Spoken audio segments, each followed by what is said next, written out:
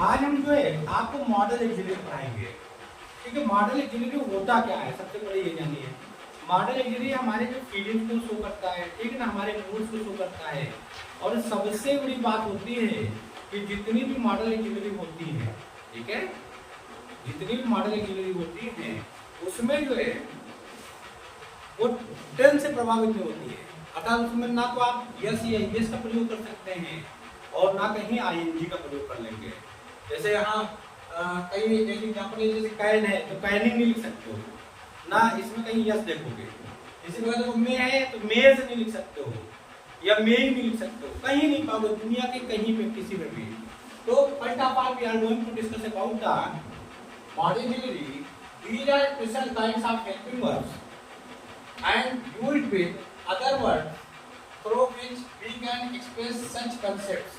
अब देखिए ये एक प्रकार की विशेष प्रकार की हेल्पिंग वर्ड्स होती है जो दूसरे वर्ड्स के साथ में क्या की जाती है, प्रयोग की जाती है। और किस लिए प्रयोग की जाती है, एबिलिटी को शो करने के लिए। उसमें कौन सा आता है, कैन और कुड आएगा। पॉसिबिलिटी यानी संभावना को शो करने के लिए मे और माइट है। संभावना आती है तो मैं, संभावना करने तो माइट। परमिशन के लिए अगर हमें परमिशन चाहिए तो हम कहते हैं मे आई कम इन सर, तो मे और माइट का प्रयोग कर सकते हैं, कैन और कुड का भी प्रयोग कर सकते हैं। अब यहाँ कुड का प्रयोग जो बहुत ही पोलाइट जो है परमिशन ग्रांट करने के लिए हम करते हैं। इसी प्रकार ऑब्लिगेशन की बात हो, ठीक है, तो ये जो है इसमें मस्ट या जो कर्तव्य हमको करना ही करना है, अगर आप स्पष्ट रूप से करना है तो वहाँ पर मस्ट का प्रयोग होगा। और अगर हम एक हमारा अपने माँ बाप को, पेरेंट्स को जो है हम अगर मान लीजिए कि हमको सम्मान करना है, बहुत से लोग करते हैं, बहुत सारे लोग नहीं करते हैं, तो वहाँ आर्ट का प्रयोग करते हैं। किस चीज का, आर्ट। इसके साथ अधिकतर टू का प्रयोग करता है जो इंफिनिटिव होता है। Models are used for to form certain moves for English as no inflected verb forms. Inflected verb form अभी हमने आपसे बताया कि ना आईएनजी में यूज कर सकते हो, ना यस या यस का प्रयोग कर सकते हो। क्लियर? तो in this way we have discussed the things. Here are some model engineering: can, may, must, shall, will, could, might, ought to, should and would. Clear? Let us see special features of models. यानी models कुछ विशेष जो गुण होते हैं। क्या होते हैं? Models are followed by the base form of a verb. मतलब बेस फॉर्म होते हैं, उनको ऐसे ही रखा जा सकता है, एक वर्ब के ये बेस फॉर्म में इस्तेमाल होते हैं। जैसे देखिए यहाँ पे सब्जेक्ट हो गया, हेल्पिंग वर्ब हो गया, मेन वर्ब हो गया और ये ऑब्जेक्ट हो गया, हमने पढ़ रखा है। और इससे पहले भी मैंने आपको बताया है कि मॉडल्स जो है वो एक विशेष प्रकार की वर्ब्स होती हैं जो मेन वर्ब के साथ भी क्या होते हैं, यूज होते हैं। ठीक है, और इसमें देखिए I must leave soon, it may rain today, tonight, आज वर्षा या आज की रात बारिश हो सकती है। तो मे क्या हो गया है, आपकी मॉडल्स हो गया और मॉडल वर्ब हो गया, और ये रेन क्या हो गया, आपकी मेन वर्ब होगी या एक्शन वर्ब होगी। Modals do not inflect. अब डू नॉट इन्फ्लेक्ट का मतलब मॉडल्स में किसी प्रकार का कोई फ्लक्चुएशन नहीं होता है। जैसे हम आई के साथ, जैसे हम सपोज दैट कि प्रेजेंट इंडिफिनिट की बात करें या प्रेजेंट जो है इंडिफिनिट में हम यस और यस का प्रयोग करते हैं, वैसा यहाँ नहीं। देखो यहाँ पर ना इसमें एस फॉर्म लगेगा, ना आईएनजी फॉर्म लगेगा और ना इसमें ईडी फॉर्म लगेगा। Let us see, he can do it. देखो ही के साथ भी कैन इस्तेमाल हो रहा है। क्या हो रहा है, इस्तेमाल हो रहा है कैन। और अगर हम कहते हैं कि वो ये मतलब वो पढ़ता है तो ही क्या करता है, ही रीड्स। लेकिन अगर मैं पढ़ता हूं तो आई रीड, तो वहां देखिए ही के साथ यस लग जाता था ना, लेकिन यहाँ पे कैन के साथ में कहीं भी कोई फ्लक्चुएट नहीं हुआ। या इसमें कैन्स का प्रयोग नहीं कर सकते हैं, कैनिंग का प्रयोग नहीं कर सकते हैं, कैन का प्रयोग नहीं कर सकते हैं। आई कैन डू इट, देखो ही कैन डू इट, वो इससे कर सकता है। आई कैन डू इट, मैं इससे कर सकता हूँ। क्लियर? अब देखिए यहाँ पे निगेटिव कैसे बनाते हैं। तो पहले मॉडल फिर नॉट लगाएंगे, फिर यहाँ पर वर्ब के फ्रंट रखेंगे और आर्ट टू के बीच में आर्ट नॉट टू का प्रयोग करेंगे। बाकी मस्ट नॉट, मस्टर्ड कहते हैं, कॉन्ट कहते हैं, कैन नॉट को कॉन्ट कहते हैं, ठीक है ना, शुड नॉट को शुडंट कहते हैं, ठीक है। ऐसे ही है। जैसे ही मस्ट नॉट डू, तो देखिए ये मस्ट क्या हो गया आपका, ये आपका मॉडल एक्सिलरी हो गया और ये आपका मेन वर्ब हो गया। मेन वर्ब हो गया, इसको कहते हैं एक्शन वर्ब भी कहते हैं, ठीक। और उनके बीच में हमने क्या लगाया है, अगर नेगेटिव बना तो नॉट लगा दिया है। क्लियर। इसी प्रकार की यहाँ ought not to, ought to के बीच में हमने क्या लगाया है, नॉट। और ये आपकी क्या होगी, ये एक्शन वर्ब हो गई। ये क्या है, एक्शन वर्ब है। और आर्ट क्या है, आपका मॉडल एक्सिलरी है, ठीक है।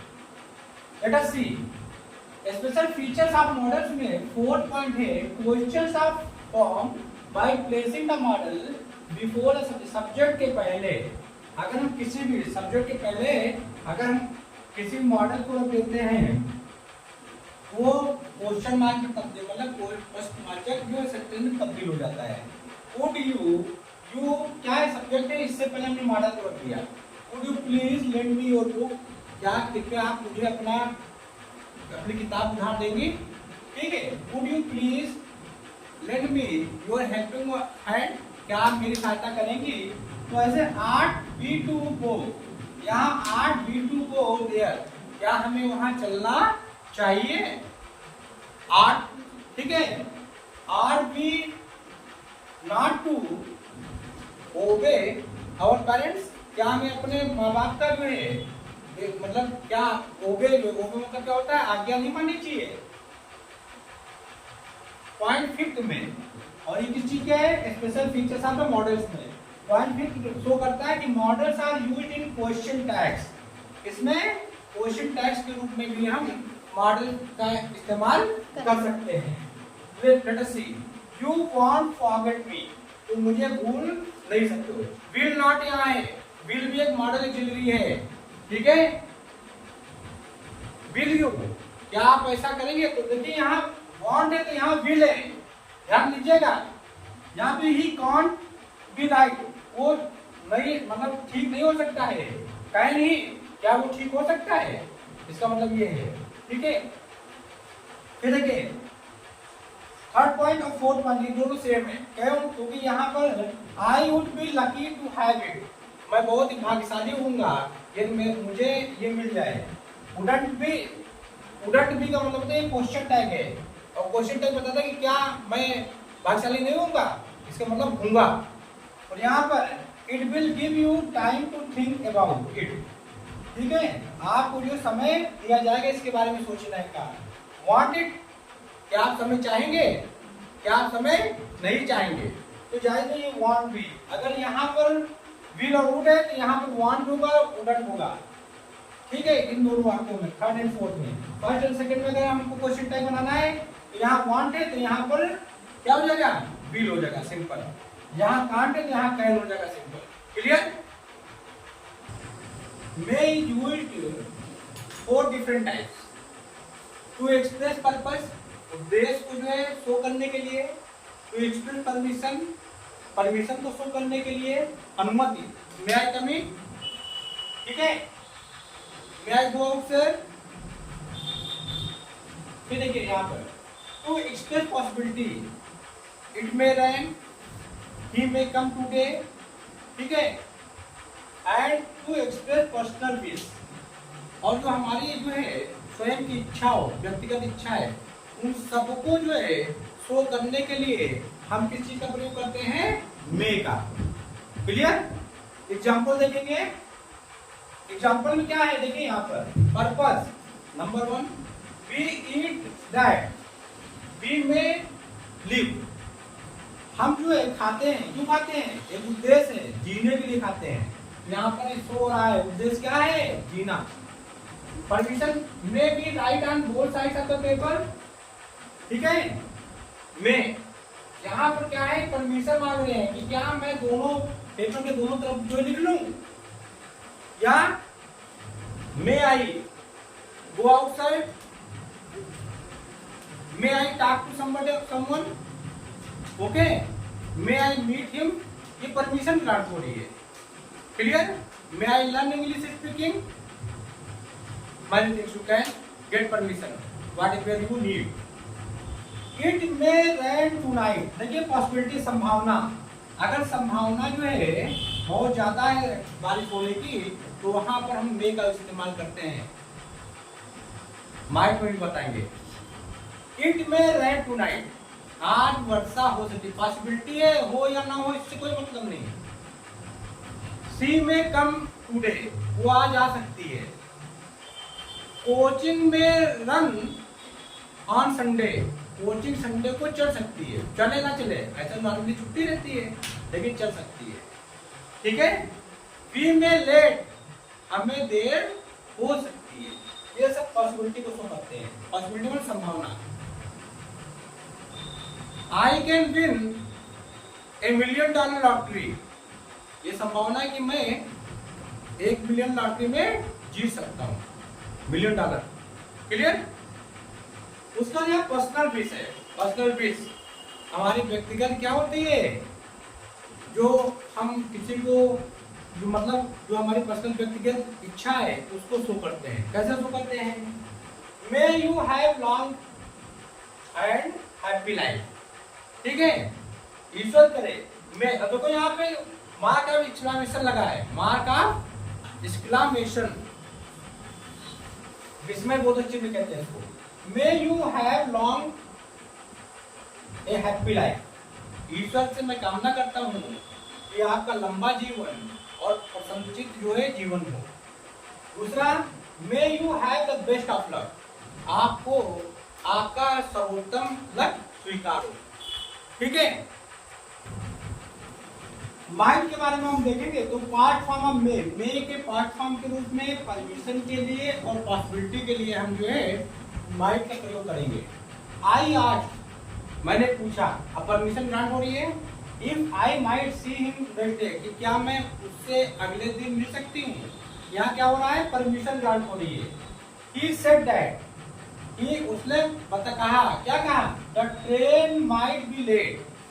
अब यहाँ संभावना शो हो रही है कि ट्रेन क्या हो सकती है? लेट हो सकती है। माइट मतलब क्या होता है? ट्रेन लेट हो सकती है। माइट का दूसरा जो यूज होता है टू शो लेस पॉसिबिलिटी, यानी जहां संभावना बहुत कम है। जैसे हमने कहा कि इट में रेन, यानी वर्षा होने की जो संभावना है वो लगभग 90% है। लेकिन अगर हमको संभावना कम है, वर्षा होने की संभावना बहुत ही कम है, ये बिल्कुल ना के बराबर है, तो वहां हम माइट का प्रयोग करेंगे।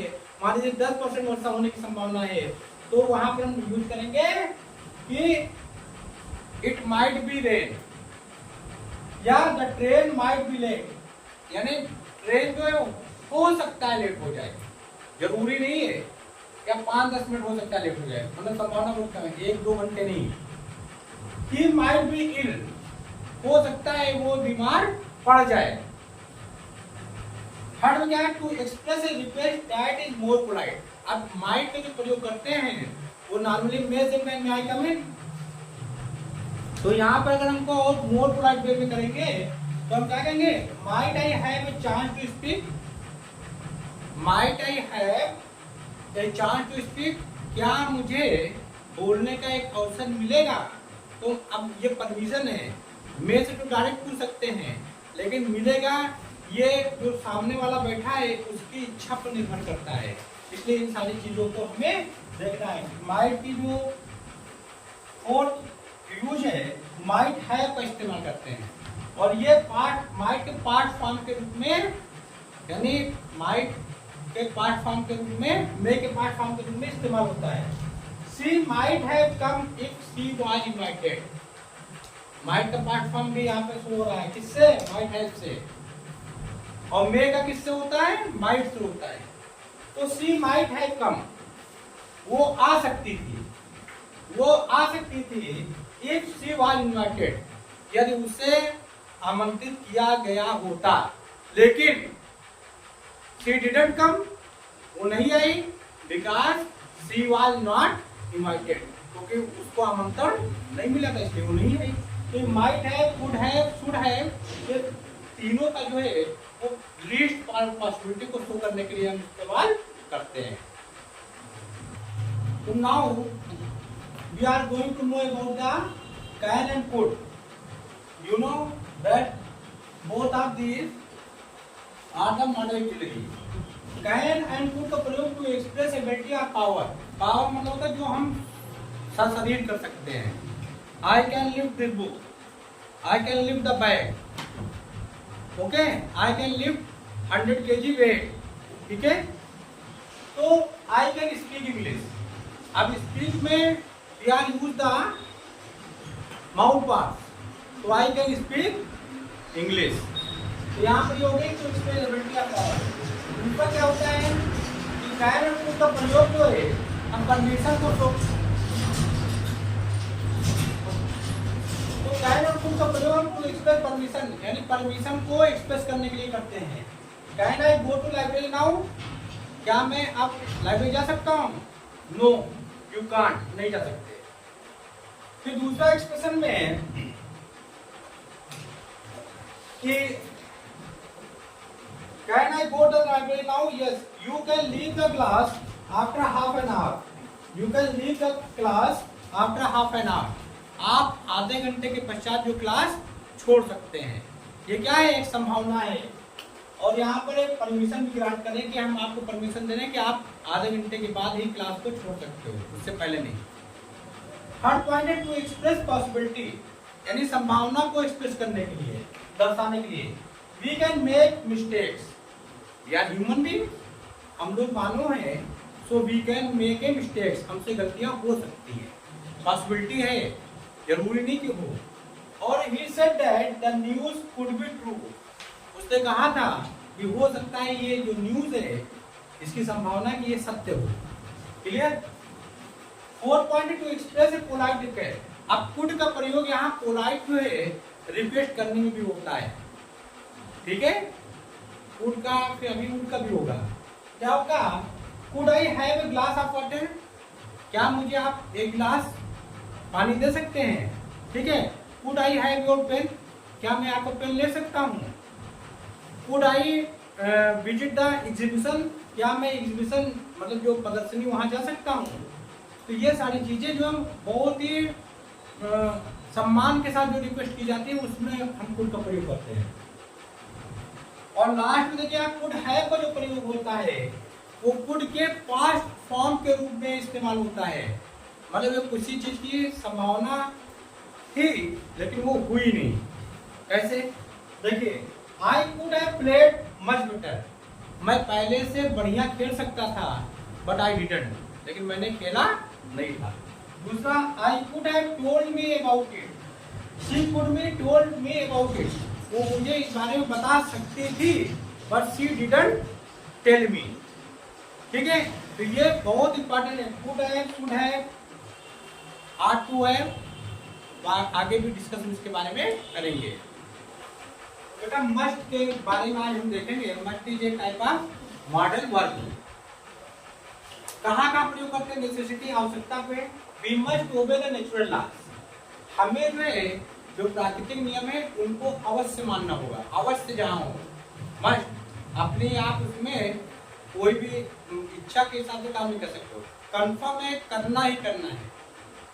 दूसरा कंपल्सन, बाध्यता है कि candidate must answer the last question, यानी कोई क्वेश्चन करो या ना करो लेकिन लास्ट क्वेश्चन करना कैंडिडेट को बिल्कुल जरूरी है, ये कंपल्सन शो करता है।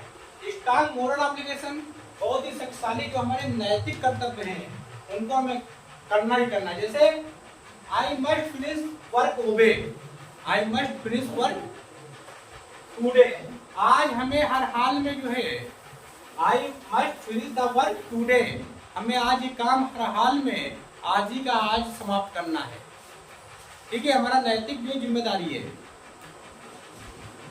फोर्थ में क्या है? फिक्स डिटर्मिनेशन, अगर हमने बिल्कुल निश्चय कर लिया है कि हमको आज ये काम करना ही करना, तो वहाँ फिक्स डिटर्मिनेशन शो करता है। क्या है? I must have my way in this matter, इस संदर्भ में किसी को सुनूंगा नहीं, मैं अपनी सुनूंगा, माई matter. A soldier must be loyal, a soldier must be loyal, a judge must be upright, a judge must be upright, यानी जज जो हो वो बिल्कुल न्यायोचित हो, upright बिल्कुल सीधा। और a soldier must be loyal, जो भी सैनिक है उसकी जिम्मेदारी है कि उससे स्वामी भक्ति होना ही होना है। सर्टेनिटी और स्ट्रॉन्ग लाइवलीहुड, जब संभावना बहुत ज्यादा हो, जब किसी चीज की घटने की संभावना बहुत ज्यादा हो या फिर निश्चितता हो किसी चीज में, तब मस्ट का प्रयोग करते हैं। She must have been reached home by now, अब तक वो घर पहुंच गई होगी। बाय नाउ मतलब अब तक, मस्ट हैव रीच्ड, वो घर अपने पहुंच गई होगी। फिर देखिए, you must be thirsty after your long walk, जब आप लंबी जो है टहलते हैं लंबी दूरी तक, तो ऐसी संभावना, प्रबल संभावना भी हो सकता है कि आपको प्यास लगे। ठीक है, तो ये हो गया। अब इनएविटेबिलिटी, यानी जो आवश्यक है, जिसको टाला नहीं जा सकता है ना, उसको क्या कहते हैं? Inevitability. One day man must die, एक दिन है कि आदमी को मरना ही होगा। ठीक है, यानी आदमी को एक दिन मरना ही होगा, वहां मस्ट है। तो ये क्या है? इनएविटेबिलिटी, कुछ कैन नॉट बी रिमूव। अब देखिए गेस, अब ऐसा कहते हैं वो 60 साल की होंगी, वो अभी 16 साल के होंगे, तो ये संभावना जो गेस करते हैं वो मस्ट का प्रयोग करते हैं। ठीक है, या फिर फीलिंग ऑफ सर्टेनिटी, जहां पर बिल्कुल निश्चितता की भावना हो, वहां पर हम मस्ट का प्रयोग करेंगे। कैसे? कि मस्ट बी 60, वो जरूर 60 का होगा, लगता नहीं है लेकिन होगा जरूर, ये संभावना है। ठीक है, अब the headmaster must be in his office, ये संभावना है कि हेडमास्टर जो है वो अपने ऑफिस में होंगे। क्यों? बिकॉज लाइट इज ऑन, हमने यहाँ लिखा नहीं है, लेकिन लाइट जल रही है अगर ऑफिस में, तो संभावना है कि हेडमास्टर अपने ऑफिस में हो, प्रबल संभावना है। मस्ट हैव का क्या होता है? मस्ट हैव का उपयोग जो है हम मस्ट के पास्ट टेंस के रूप में करते हैं। ठीक है, जैसे he must have been at least 60, उस कम से कम ये जो है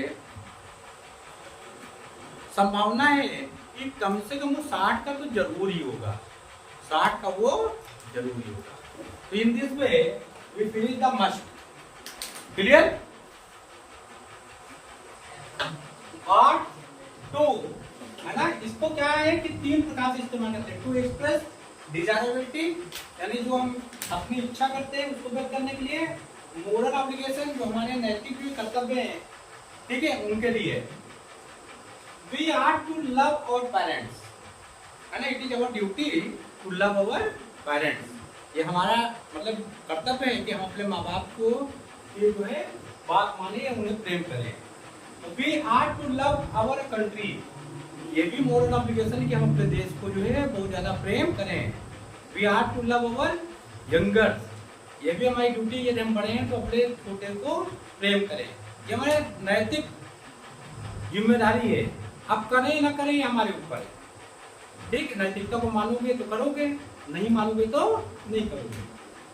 आर टू हैव, ये क्या है? Past obligation that was not fulfilled, ये जैसे मानो कि भूतकाल में कोई चीज जो है हमने कहा कि हम इसको करेंगे, वो मान नहीं किया, वो पूरी नहीं हुई थी, उसके लिए he ought to have been more careful, वो और ज्यादा सचेत हो सकता था लेकिन हुआ नहीं था। he was not careful enough, उस समय वो ज्यादा सचेत नहीं था, अतः हो सकता था लेकिन हुआ नहीं था। ought not to have का मतलब होता है to indicate disapproval that was done in the past, मतलब असहमत व्यक्त करना जो हमने पास्ट में किया था, यानी पास्ट में किए गए किसी कार्य के ऊपर अपनी डिसअप्रूवमेंट या जो है हम इसको अच्छा नहीं मानते हैं वो शो करते हैं। तो you ought not to have gone there, तुम्हें वहां नहीं जाना चाहिए था। ठीक है, you ought not to jump into the canal, तुम्हें नहर में नहीं कूदना चाहिए था। क्लियर? तो आज हम बेटा have to and have to, मतलब जिसको कोई चीज मजबूरी में काम करना पड़े, ठीक है, टू इंडिकेट ऑब्लिगेशन, ऑब्लिगेशन को शो करने के लिए। I have to attend the meeting tomorrow, अब मुझे कल जो है मीटिंग हॉल में जो क्या करनी पड़ेगी, अटेंड करनी ही पड़ेगी, अपनी कोई इच्छा नहीं। He has to work for his living, वो जो है इसलिए कार्य करता है कि उसे अपनी जो है रोजमर्रा की जरूरत को पूरी करना है, लिविंग। क्लियर। सेकेंड है हैड टू का प्रयोग जो पास्ट में, यही काम जो पास्ट में, जैसे he had to finish the work in time, उसे कार्य को सही समय पर समाप्त करना पड़ा या पड़ता था। फिर they had to close the office because of the strike, उन्हें ऑफिस बंद करनी पड़ी थी क्योंकि स्ट्राइक हो गई थी। स्ट्राइक नहीं होती तो ऑफिस खुली रहती, उन्होंने क्यों मतलब ऑफिस बंद कर दिया था क्योंकि स्ट्राइक हो गई थी। तीसरा point when the obligation of necessity, या जो ऑब्लिगेशन होता है बार बार हो, रिपीटेड अकरेंस, बार बार वही घटना हो। जैसे क्या example, we have to be at school by 7 o'clock every day, यानी प्रत्येक दिन 7 बजे तक हमें स्कूल में रहना ही रहना है। रहना ही रहना है अर्थात जो है वहां पर एक रिपीटेड अकरेंस है, बार बार वही घटनाएं हो रही हैं, ठीक है। तो इसको कहेंगे we have to be at school by 7 o'clock every day. और लास्ट है फ्यूचर ऑब्लिगेशन और नेसेसिटी, इसमें I will have to pay the fees on Monday, हमें हर हाल में जो है मंडे तक फीस जमा ही करनी होगी। और लास्ट देखिए इसमें हैविंग का प्रयोग, हैविंग टू का प्रयोग कई प्रकार से, प्रेजेंट इंडेफिनिट के रूप में, प्रेजेंट कंटीन्यूअस के रूप में कर सकते हैं, और क्या कर सकते हैं जीडेड के रूप में कर सकते हैं, ठीक है। और हैव के साथ इसमें हैव टू का भी प्रयोग कर सकते हैं। लेकिन यहाँ देखिए he is having to work hard, उसे कठिन परिश्रम करना पड़ेगा for his living, अपनी जीविका के लिए। Thank you. Now we are going to discuss about a cell. Cell is a model auxiliary. Normally हम इसको फ्यूचर इंडिफिनिट में प्रयोग करते हैं, फ्यूचर कंटीन्यूअस भी करते हैं, लेकिन यहाँ पर सेल में क्या है, ये फ्यूचर इंफॉर्मेशन, ये हमें फ्यूचर इंफॉर्मेशन को देता है और फ्यूचर एक्शन के बारे में बताता है। फर्स्ट पर्सन के साथ आई और बी के साथ हम जो क्या करेंगे, आई और बी के साथ हम केवल सेल का प्रयोग करते हैं, बाकी नॉर्मली हम फ्यूचर जो टेंस में हम अन्य के साथ में सेल का प्रयोग नहीं करते हैं। तो देखिए यहाँ पर we shall be highly obliged to you, हम आपके बहुत ज्यादा आभारी होंगे। I shall be highly obliged to, मैं आपको बहुत आभारी हूँगा, ठीक है। I shall do this work, मैं ये काम करूंगा। ये तो नॉर्मल फ्यूचर के एक्शन को शो करने के लिए। लेकिन अगर सेल का प्रयोग सेकेंड फॉर्म और थर्ड पर्सन के साथ किया जाता है तो वो जो है यहाँ पर इतनी चीजों को शो करता है। जैसे ही हम सेल का प्रयोग जो है, यू क्या है सेकेंड पर्सन है ना, तो सेकेंड पर्सन के साथ हमने सेल का प्रयोग किया, तो यू सेल पे बैक माई मनी, यहाँ डिटरमिनेशन हमने निश्चय कर लिया, इरादा कर लिया कि तुम्हें मेरा धन वापस करना ही होगा। You shall do what I have told you, तुम्हें वही करना होगा जो मैंने तुम्हें करने के लिए बताया है, ये हमने डिटरमाइन कर लिया है।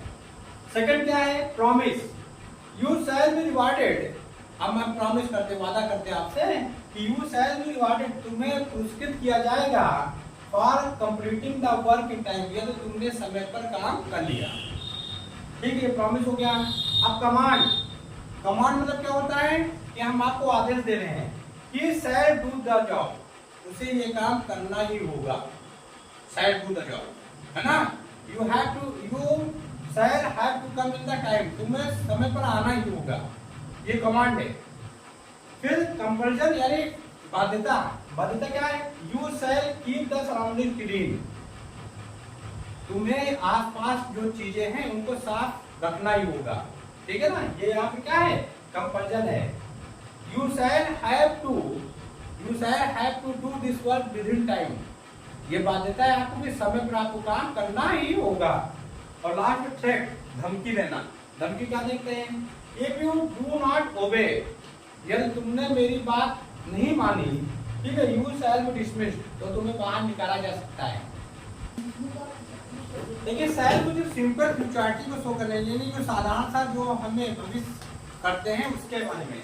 Cell be working in vain, क्या हम निरर्थक कार्य करेंगे, इन वेन का मतलब होता है निरर्थक। Shall I go out for a while, क्या मैं थोड़ी देर के लिए बाहर चला जाऊं, ठीक है, परमिशन के लिए। Shall I switch on the fan for you, क्या मैं तुम्हारे लिए जो है पंखा चला दूं। तो यहाँ पर हम अगर परमिशन ग्रांट करते हैं ऐसे ही नॉर्मली फॉर्मेलिटी वाइज, तो सेल का प्रयोग करते हैं। और अगर थर्ड पर्सन के साथ, जैसे थर्ड पर्सन है द प्यून या जी है, थर्ड पर्सन है, इनके साथ अगर हम शैल का प्रयोग करते हैं तो डिजायर को शो करने के लिए करते हैं और कमांड को शो करने के लिए, यानी अपनी इच्छा को या कोई आदेश देते हैं। जैसे देखिए यहाँ शैल द प्यून वेट, क्या प्यून को जो वेट करना चाहिए, इसका मतलब है do you want the peon to wait, क्या तुम चाहते हो कि या तुम्हारी इच्छा है कि प्यून वेट करे, ये आपकी इच्छा पर निर्भर है, या क्या तुम आदेश देते हो कि प्यून जो है वो यहाँ पर क्या करे, वेट करे। Second, shall the peon report the matter, क्या जो है जो प्यून है वो इस मैटर को जो है रिपोर्ट करता है कि नहीं करता है, रिपोर्ट मतलब सूचित करता है नहीं करता है। और तीसरा, शैल ही गो, क्या वो जाए, अगर आपकी इच्छा हो तो जाए, do you want that he may go, तो ये आपके ऊपर है। तो देखिए विल का प्रयोग क्या करते हैं, जब हम नॉर्मली सेकंड और थर्ड पर्सन के साथ यूज होता है तो फ्यूचर जो है टेंस को या प्योर फ्यूचर को शो करता है। और सेकंड पर्सन कौन सा होता है, यू, और थर्ड पर्सन में क्या होता है, दे, ठीक है, ही, सी और इट, और कोई भी नेम। तो द हॉलीडे विल बिगिन सून, देखिए यार सिंपल, यानी छुट्टियां जो है जल्दी ही चालू होगी। You will get ill if you don't care, तुम बीमार पड़ जाओगे यदि तुमने ध्यान नहीं दिया। Whenever they have any problem, जब कभी भी उनको कोई समस्या होती है, they will come to me, वो मेरे पास आएंगे ही आएंगे। और Anil will be back by now, अब तक जो है अनिल क्या हो जाएगा, वापस आ गया होगा, ठीक है। ये हमारे इंटेंशन को भी थोड़ा बहुत शो करते हैं। दूसरा, जब हम ठीक उल्टा करते हैं, यानी विल को हम फर्स्ट पर्सन के साथ, यानी आई और बी के साथ, दो ही होते हैं फर्स्ट पर्सन, आई और बी, उनके साथ अगर हम विल का प्रयोग करते हैं तो उसके अलग अलग जो है मायने रखते हैं। कौन कौन से होती है, ये देखिए यहाँ पर पहले डिटरमिनेशन शो करता है, I will do order, I will do और डाई, मैं जो है करूंगा या मरूंगा, मतलब इसको करना ही करना, मस्ट का काम कर रहा है। यहाँ पे विल, अगर आई के साथ हमने विल का प्रयोग कर दिया तो मस्ट का काम करेंगे, यानी या तो मैं इस काम को करूंगा या मरूंगा, ठीक है। दूसरा, प्रॉमिस, वादा को भी शो करता है, अगर हम आई के साथ या बी के साथ यू का मतलब I will do better next time, अगली बार मैं बहुत अच्छा करूंगा, मैं बढ़िया करूंगा, अभी जैसा कर रहा हूँ उससे बढ़िया करूंगा, तो ये हमारा प्रॉमिस है। थ्रेट, अगर किसी को धमकी देना है, कहते नहीं I will kill you, I shall kill you कहीं नहीं बोलते, आई सेल किल यू तो मारा मारा नहीं मारा नहीं मारा, लेकिन अगर हमने कहा कि आई विल किल यू तो निश्चित मार दूंगा, ठीक है। तो इसमें क्या होगा, I will punish them if they misbehave, यदि उन्होंने बदतमीजी की तो मैं निश्चय उन्हें दंडित करूंगा, करूंगा ही करूंगा, उसमें कोई लिबर्टी नहीं है। और विलिंगनेस, ठीक है, हमारी इच्छा क्या है, वेल बहुत अच्छी बात है, I will do so much for you, मैं आपके लिए बहुत कुछ करूंगा, ये मेरी इच्छा है, स्वेच्छा से मैं काम करूंगा। और इंट्रोगेटिव मतलब जो प्रश्न पूछते हैं, इंट्रोगेशन, तो विल के साथ हम क्या करेंगे, will you come with me, क्या तुम मेरे साथ आओगे, तो इच्छा है हमारी, विलिंगनेस भी शो कर रहा है और इंटेंशन भी है, हमारा इरादा भी। और will you be at home tomorrow, ये रिक्वेस्ट है कि क्या कल आप जो है इस समय जो है घर पर रहेंगे, क्लियर। तो इस प्रकार जो विल का हमने यूज देखा। शुड का मतलब होता है चाहिए नॉर्मली, तो टू एक्सप्रेस ड्यूटी और obligation in respect to all person, यानी हम ड्यूटी ऑब्लिगेशन को शो करने के लिए हमें शुड का उपयोग हम करते हैं। कैसे, you should control your temper, उन्हें अपने जो है टेम्पर यानी अपने व्यवहार पर जो है नियंत्रण रखना चाहिए। दूसरा, पीपल शुड ओबे देयर टीचर्स, शिष्यों को उनके टीचरों का कथन मानना चाहिए। और आई should not neglect my studies, मुझे अपनी जो है पढ़ाई को नजरअंदाज नहीं करना चाहिए।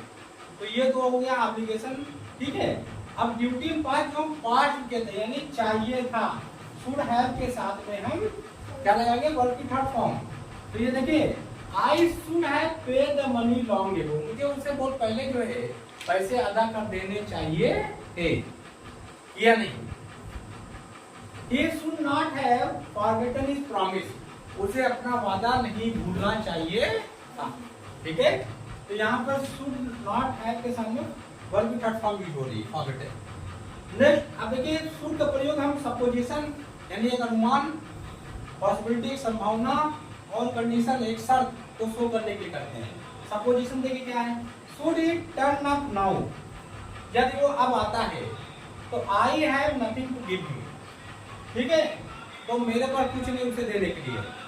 दूसरा पॉसिबिलिटी संभावना के लिए क्या है, इफ इट शुड रेन, यदि जो है वर्षा होती है, ठीक है, तो we shall have a holiday, तो हम जो है छुट्टी रखेंगे। और condition should there be a danger, यदि यहाँ पर कोई खतरा हुआ, we should be prepared to meet it, तो हम इसका सामना करेंगे।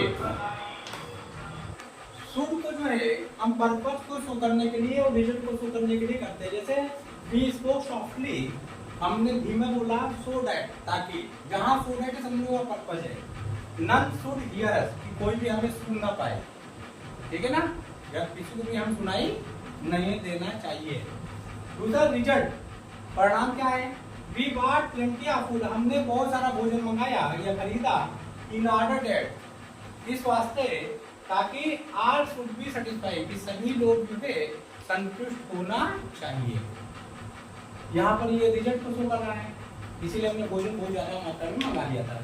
लीस्ट और शुड, लीस्ट के साथ कहीं ऐसा ना हो, walk careful, least you should fall, सही तरीके चलो, कहीं ऐसा ना हो गिर पड़ो।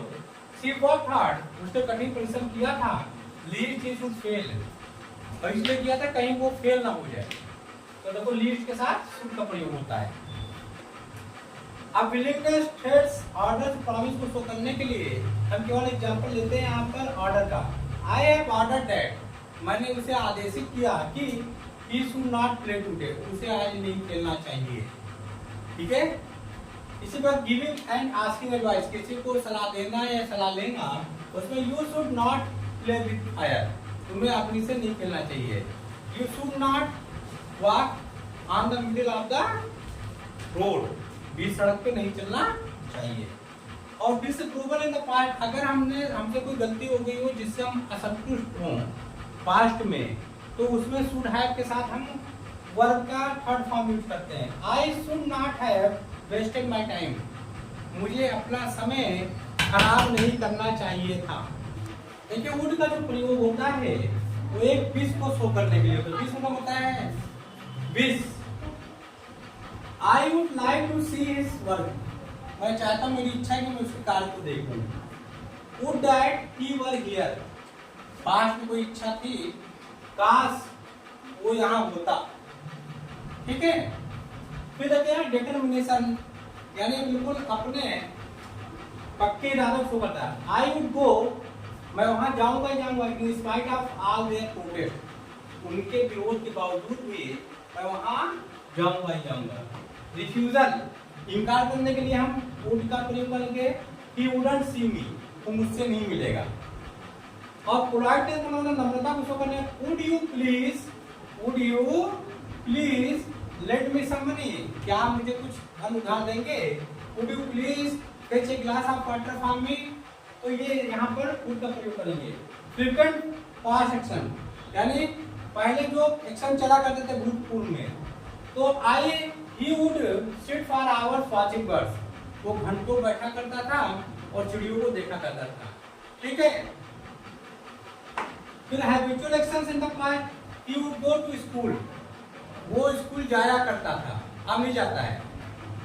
और यहाँ पर कंडीशन और अनसर्टेनिटी को शो करने के लिए पहला ये है कि ये आपका कंडीशन है, he would go there if he is allowed, वो वहाँ जाएगा यदि उसको आज्ञा दी जाती है। और ये आपका अनसर्टेनिटी को शो करता है, if he should hear of your success, यदि उसने तुम्हारे सफलता के बारे में सुना तो ही वुडंट बी हैप्पी, तो वो सफल वो प्रसन्न नहीं होगा। देखिए सेमी मॉडल्स जो है बेटा वो तीन हैं, देयर, नीड और यूज टू, ठीक है। पास्ट एक्शन को शो करने के लिए यूज टू का प्रयोग करते हैं, नीड का प्रयोग आवश्यकता के लिए होता है, और डेयर हिम्मत कैसे हुई है ना, हाउ डेयर यू जैसा बोलते हैं ना। तो ये क्योंकि सेमी मॉडल क्लास ये आए जो रेगुलर वर्ब जिसमें यस या यस लगा सकते हो, ठीक है।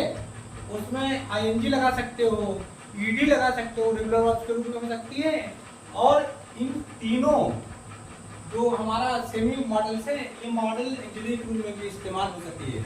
ठीक है, यानी इसमें यस, ईएस और आईएनजी का प्रयोग नहीं भी हो सकता है। देखो पहले क्या है, नीड का एज रेगुलर वर्ब्स के रूप में ही के साथ है नीड्स का प्रयोग है, यहाँ नीडेड हो गया, यहाँ विल का प्रयोग हो गया।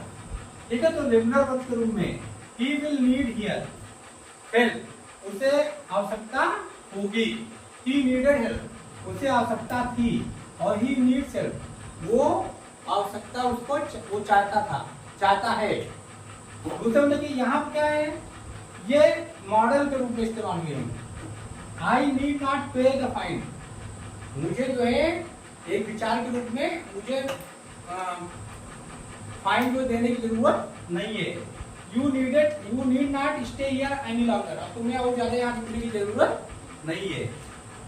तो देखिए यहाँ यू के साथ भी नीडेड का प्रयोग हुआ, आई के साथ भी नीड का प्रयोग हुआ। अब यहाँ देखिए नीड, यहाँ प्योर जो है यहाँ पर ये मॉडल के रूप में इस्तेमाल हुआ है, मॉडल एक्सिलरी के रूप में, मॉडल एक्सिलरी के रूप में। तो देखिए यहाँ पे नीड ही पे द फाइन, अब देखो नीड के साथ ही हुआ, ना यहाँ यस लगा ना यस लगा ना एनजी लगा, तो नीड सी पे द फाइन, क्या उसे जो है दंड भरने की आवश्यकता है। और need I go to school today, क्या मुझे आज स्कूल जाने की आवश्यकता है, तो नीड का प्रयोग हो गया। डेयर का मतलब दो तरीकों से करते हैं, एक तो रेगुलर वर्ब के रूप में और दूसरा मॉडल एक्सिलरी के रूप में होता है। तो जो डेयर है यहाँ पे, इसका मतलब होगा टू हैव करेज या चैलेंज। ठीक है, अगर हम डेयर का प्रयोग जो है यहाँ पर रेगुलर वर्ब के रूप में कर रहे हैं, तो he dares to oppose his employees. ठीक है, उसे अपने एम्प्लॉयज का विरोध करने की हिम्मत है। और he dare to oppose her mother, क्या उसने अपनी माँ का विरोध करने की चैलेंज किया। चैलेंज मतलब क्या होता है, चैलेंज क्या होता है, what do by challenge, challenge मतलब होता है किसी को जो चेतावनी देता है, किसी को जो है हम ललकार रहे हैं। और अगर हम मॉडल एक्सिलरी के रूप में प्रयोग करेंगे तो यहाँ पे बी बोल्ड इनफ टू, यानी पर्याप्त रूप से हिम्मती होना। ये क्या है, डेयर ही अपोज देम, क्या उसकी हिम्मत है कि वो उन लोगों की मुखालफत करे। और यहाँ how dare you speak against your mother, तुम्हारी हिम्मत कैसे हुई कि तुम अपनी माँ के खिलाफ में बोलो। यूज्ड टू का मतलब करता था, ए डिसकंटिन्यूड हैबिट, यानी निरंतर न चलने वाली जो आदत को शो करे वो यूज्ड टू से शो होता है। There used to a palace here, यहाँ पर एक महल हुआ करता था। He used to live in this village some years ago, कुछ वर्ष पहले वो यहाँ रहा करता था। Repeatedly done during a period of time in the past, past में कोई चीज बार बार हो रही हो तो उसके लिए यूज्ड टू का प्रयोग करते हैं। She used to dance before her marriage, अपनी शादी से पहले वो लगातार नाचा करती थी। और accustomed to यानी अभ्यस्त होना, I am not used to this kind of weather, मैं इस प्रकार के जो है वेदर का अभ्यस्त नहीं हूँ, शौकीन नहीं हूँ।